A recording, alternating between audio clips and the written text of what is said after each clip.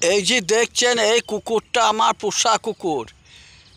Daily 250 মাংস ছাঁট ওকে সেদ্ধ করে নুন লঙ্কা দিয়ে দিতে হয়, তবেই খায়। কিন্তু ভালো মাছ ভালো মাংস ওকে তো কিনে দেবার আমার ক্ষমতা নাই, তা যা দিই তাই খাই।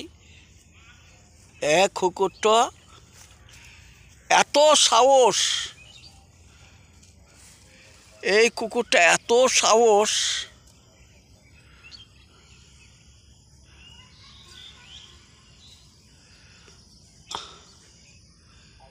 দেখুনটা কুকুরটা কত লজ্জা দেখুন।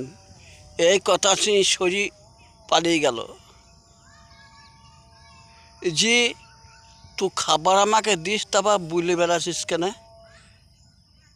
বুলে কুকুরটা লজ্জায় সরে গেল অন্যদিকে। এখন আর ডাকলে আসবে না, আবার সে খাবার সময় আসবে।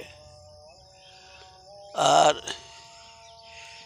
এই যে এই মাঠে এই গাছপালা দেখছেন, এই পুকুরের পাড়, এই পাড় আমার, পুকুর আমার।